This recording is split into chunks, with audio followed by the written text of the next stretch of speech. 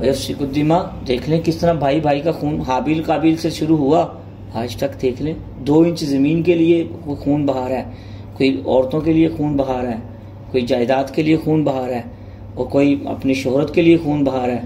تو دیکھ لیں دنیا میں کتنا خون بہایا جا رہا ہے. مفسرین نے لکھا ہے کہ جو بندہ کسی کو قتل کرتا ہے اس نے روح انسانیت کو پوری کو قتل کیا ہے، اس کا نام قابیل کی لسٹ میں لکھا جائے گا، اور اس کا سارا جتنے بھی قتل دنیا میں ہو رہے ہیں سارا گناہ اس کو بھی جا رہا ہے ساتھ. یہ بہت بڑا گناہ ہے جس نے ایک انسان کو قتل کیا. قتل صرف خون بہانے کا نام ہے یا کسی کی بےزتی کرنے کا نام، اس کو بھی قتل کہتے ہیں. کسی کی عزت جس نے ختم کر دی، کسی کی عزت خراب کر دی، یا کسی پہ الزام لگا دیا، بہت بری چیز ہے، یہ بھی بہت بڑی چیز ہے. اس نے گویا کہ زندہ دفن ہی کر دیا اس کو.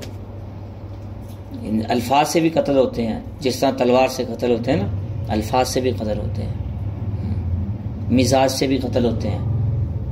بعض لوگ اتنے اکھڑ مزاج ہوتے ہیں، اور اپنے ساتھ والوں کو، دوستوں کو یا ماتحتوں کو یا جو ان کے آس پاس ہوتے ہیں ان کو، یا اپنے بیوی کو، بچوں کو یا ماں باپ کو، وہ ایسے رہتے ہیں کہ ان کے شر سے بچنے کے لیے ان کو سلام کیا جاتا ہے کہ یار اس سے بچو، اس نے پڑ جانا ہے ہمیں. تو یہ بھی فساد ہے، یہ بھی قتل ہے، یہ بھی بری چیز ہے. اور یہاں جو قتل کا وَيَسْفِكُ الدِّمَاء، خون بہانا یہاں پہ ہوا ہے، وہ قتل مراد. تو جتنی بھی قتل و غارت دنیا میں ہو رہی ہے، اللہ تعالیٰ ہمیں اس کی الفاظ میں بھی ہم مذمت کریں، دل میں بھی اس کو برا جانیں، اور اس کے اگر ہو سکے تو انسان ہر ایک جہاں جیسے ہو سکے ہاتھ سے بھی روکنے کی کوشش کریں. یہ نہیں اپنے کام میں مست ہے اسی میں مست ہے بس، یہ ایسے نہیں ہونا چاہیے.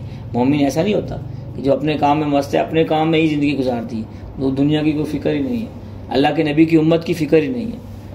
وَنَحْنُ نُسَبِّحُ بِحَمْدِكَ وَنُقَدِّسُ لَكَ، یا اللہ ہم تو تیری تسبیح بیان کرتے ہیں. تو اللہ فرشتے جو جہاں لگے ہوئے ہیں وہیں پہ ہیں، جو رکوع میں ہے وہ رکوع میں قیامت تک رہے، جو سجدے میں ہے وہ سجدے میں ہی رہے، جو جہاں فرشتہ لگا ہوا وہاں.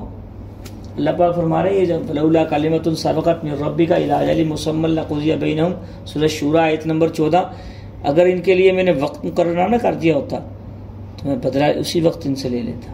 ہر ایک کے لیے مہلت. جو باغی ہیں، جو دنیا میں فساد مچا رہے ہیں، اور دنیا میں فساد کی اتنی لمبی تفسیر ہے، میرے پاس گھنٹوں چاہیے مجھے اس کے لیے، اتنی لمبی تفسیر ہے فساد مچانے کی. یہ جتنے چیزوں میں ملاوٹ کر رہے ہیں یہ فساد ہی تو مچا رہے ہیں. جتنے لوگوں کے ساتھ دھوکے کر رہے ہیں، غریبوں مسکینوں کا جو حق کھا رہے ہیں، یہ فساد ہی تو مچا رہے ہیں. جو چیزیں اسٹاک کر رہے ہیں کہ نبی پاک کی امت کو پریشان کر رہے ہیں، مہنگی کر کے بیچیں گے چیز، یہ فساد ہی تو ہے زمین میں. فساد صرف یہ لڑائی جھگڑے کا نام نہیں ہے. یہ جتنے بڑے بڑے حاجی ہیں، جتنے بڑے بڑے نمازی ہیں، اور جتنے بڑے بڑے تاجر ہیں، آپ ان کو دیکھیں، ان کا بیک گراؤنڈ چیک کریں. انہوں نے اتنا مال سٹاک کیا ہوا ہے، غریب کو 2 ٹائم کی روٹی نہیں ملتی بیچارے کو. اور یہ حج اور نماز میں اتنی پابندی کرتے ہیں، لیکن غریب کی آہوں اور سسکیوں میں برابر کے شریک ہیں.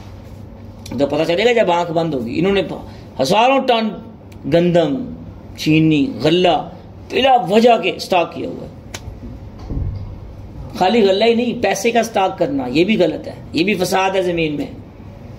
زمین میں فساد کا مطلب مفہوم ساری باتوں کی ایک بات جس سے امت کو نقصان ہو، غریبوں کو، مسکینوں کو، یتیموں کو، یا عام انسانوں کو، یا اللہ تعالیٰ کی پیدا کردہ کسی بھی انسان کو یا کسی بھی حیوان کو نقصان ہو یا کسی ذریعے سے تکلیف پہنچے.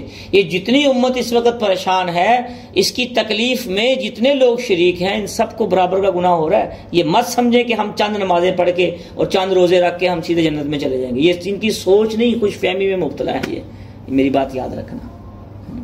اسی لیے تو بعض تو یہ جمع پونجی کے قائل ہی نہیں تھے صحابہ اکرام. حضرت ابو ذر رضی اللہ تعالیٰ عنہ کی زندگی دیکھ لیں، وہ کہتے ہیں یہ جمع کا کیا چکر ہے، غریب ہے تقسیم کرو ان میں. عثمان غنی رضی اللہ تعالیٰ عنہ نے کو جلا وطن بھی کر دیا تھا، جگہ بھیج دیا تھا مدینہ سے علاوہ. تو یہ جتنے کروڑوں اربوں خربوں روپیے لے کے بیٹھے ہیں اور غریب کو 2 ٹائم کی روٹی نہیں مل رہی، اس کے لیے سسکیاں جو ہو رہی ہیں. اگر یہ ان کا پیسہ، اگر یہ زکوٰۃ ادا نہیں کرتے یا ان کے دل میں غریب کے بارے میں رحم دلی نہیں آتی، تو یہ جو سانپ بن کے بیٹھے ہیں، یہی سانپ گنجا ہو کے یہ قیامت تک ان کو پتہ چلے گا جب قبر میں جائیں گے۔ تو بھائیو دوستو، ہمیں پتہ ہونا چاہیے کہ کہاں کہاں پہ کیا کیا ہو رہا ہے۔ ہاں، ہم جتنے مخلص اپنے پیشے کے ساتھ ہیں، اتنے مخلص ہمیں دوسروں کے ساتھ بھی ہونے چاہیے۔ ہمیں جتنی فکر ہمیں اپنی بیوی بچوں کی، بہن بھائیوں کی ہے نا، ماں باپ کی ہے، اتنی فکر نبی پاک صلی اللہ علیہ وسلم کی امت کی بھی ہونی چاہیے۔ جتنے ہم اخلاص سے اپنے لیے دعا کرتے ہیں نا کہ اللہ ہمیں جنت میں بھیج دے، کبھی ہم نے امت مسلمہ کے لیے اتنی دعا کی ہے جنت کی؟ ایسی دعا کی کبھی؟ امت کے لیے ایسا مانگا ہے؟ ایسی فکر کبھی آنسو بہائے ہم نے؟ نہیں، یہی تو مسئلہ ہے۔ ہم فساد، ہم کہتے ہیں ہم تو نماز پڑھ رہے ہیں، ہماری آخرت بن رہی ہے۔ نہیں، اگر آپ کے پاس کچھ بھی نہیں ہے، ہمارے پاس کچھ بھی نہیں، الفاظ تو ہیں کہ نہیں، زبان تو ہے نا منہ میں، الفاظ تو ہے نا، تو کم از کم الفاظ میں یہ دل تو اللہ نے دیا نا ہر ایک کو، دل میں برا جان لے کہ جہاں جہاں غلطی ہو رہی ہے ہم اس کی مذمت کرتے ہیں، جہاں جہاں فساد مچایا جا رہا ہے ہم اس کو زبان سے بھی برا کہتے ہیں، دل میں بھی برا جانتے ہیں، اگر ہاتھ سے نہیں پہنچ سکتے تو جہاں جہاں غلطیاں ہو رہی ہیں سب کی نفی کرنی ہے، چاہے وہ مسلمان کر رہے ہیں چاہے وہ کافر کر رہے ہیں۔ جب ہم الفاظ میں مذمت شروع کر دیں گے، برا بلا کہنا شروع کر دیں گے، تو ہمارے ایمان کی چنگاری اٹھنی شروع ہو جائے گی۔ جب دل میں برا بلا کہنا شروع کر دیں گے، جہاں جہاں دنیا میں فساد ہو رہے ہیں، جیسے جیسے ہو رہے ہیں، جس جس شعبے میں ہو رہے ہیں، تو پھر ہمارے ایمان کی چنگاری جاگے گی، پھر اللہ کی رحمتیں بھی نازل ہونی شروع ہو جائیں گی۔ ہم تو مذمت تک نہیں کرتے زبان سے اس فساد کی، جتنے دنیا میں دندے اور فساد ہو رہے ہیں، دل میں برا تک نہیں جانتے، ہمارے پاس وقت ہی نہیں ہے کہ ہم نکال کے وقت دنیا میں جتنے غلط کام ہو رہے ہیں ان کی کم از کم الفاظ میں کہہ دیں، چند دوستوں میں بیٹھے ہیں کہ یار نہیں وہاں بھی غلط ہو رہا ہے، یہاں بھی غلط ہو رہا ہے، یہاں بھی غلط، یہ حصہ ہے اس کا، یہ حصہ ہے۔ اگر اس میں شامل ہوں گے ثواب مل جائے گا، نہیں ہوں گے تو بہت خسارے میں جائیں گے، ہم کہیں ہمارا شمار ان میں نہ ہو جائے تو اس میں حصے دار بنے ہوئے ہیں۔ تو اس لیے اپنا جو ہے حصہ زبان سے ڈالیں، یا اپنے دل سے ڈالیں، یا اپنے ہاتھ سے ڈالیں، یا اپنے عمل سے ڈالیں۔ یہ آپ کو پتہ ہے شاہ ولی اللہ محدث دہلوی رحمہ اللہ کی انگلیاں کاٹ دی تھی، پتہ ہے آپ کو؟ ان کی قلم میں اتنی جان تھی، حجت اللہ البالغہ انہوں نے کتاب لکھی، اور بھی بڑے کام کیے ہیں، قرآن پاک کا ترجمہ اور بہت سے کام۔ ان کے قلم میں اتنی جان تھی، اتنا زور تھا اور اتنی پاور تھی، تو ہم قلم سے نہیں کر سکتے تو زبان سے تو وہی کر لیں۔ ان کے قلم کا جہاد کیا ہے ساری زندگی، اور کمال کا جہاد، اور بھی بہت سی کتابیں ان کی، بڑے بزرگ گزرے ہیں۔ بڑے صغیر میں جو ہمارے تک اسلام پہنچا ہے وہ مین ان کا ہاتھ ہے، ذریعہ وہ بنے ہیں، پہنچایا اللہ تعالیٰ نے ہے۔ شاہ ولی اللہ محدث دہلوی رحمہ، بڑوں کی تاریخ بھی پڑھیں، تھوڑا سا دیکھیں، اللہ تعالیٰ ہمیں سمجھ توفیق عطا فرمائے۔ اچھا، جب فرشتوں نے دیکھا کہ انسان کو اختیارات ملیں گے تو فرشتے انہوں نے اللہ تعالیٰ سے سوال کر دیا، تو اللہ تعالیٰ فرما رہے ہیں قال انی اعلم ما لا تعلمون، کہ میں زیادہ جانتا ہوں اس چیز کو جو آپ نہیں جانتے۔ بھائی انسان جتنا بھی علم ہو، قرآن میں دوسری جگہ ذکر ہے وفوق کل ذی علم علیم، ہر علم والے کے اوپر ایک علم والا ہے، ہر علم والے کے اوپر ایک علم والا ہے۔ اپنے علم کو کبھی کامل نہ سمجھیں، ہاں، جو اپنے علم کو کامل سمجھنا شروع کر دے اس کے اندر عجب اور تکبر آ جاتا ہے، وہ زیرو ہو جاتا ہے، اللہ کی نظر میں بھی مخلوق کی نظر میں بھی۔ کبھی نہ اپنے یہ کہیں نہیں یار ہر علم والے کے اوپر علم والا ہے، میرے اوپر پتہ نہیں کتنے استاد ہیں، ہر علم والے کے اوپر وفوق کل ذی علم علیم، یہ آیت یاد ہونی چاہیے ہر ایک کو۔ اللہ پاک فرما رہے ہیں جو میں جانتا ہوں نا آپ نہیں جانتے ہیں۔ اللہ تعالیٰ تو خدا ہے نا، وہ رزلٹس کو بھی جانتے ہیں، اور اللہ تعالیٰ کے لیے کوئی زمانہ بھی نہیں، وہ زمانوں سے پاک ہے۔ یہ ہمارے لیے زمانہ ہے پیچھے گزر گیا ہے یا آئے گا یا جا رہا ہے زمانہ ابھی کر رہے ہیں، نہیں نہیں، اللہ تعالیٰ کے لیے سارا حال ہی حال ہے، سامنے ہے سب کچھ حال ہے۔ اللہ تعالیٰ ہمارے الفاظ کو حقیقت میں بدل دے، اخلاص نصیب فرمائے ہمیں، اور اخلاص والی زندگی نصیب فرمائے۔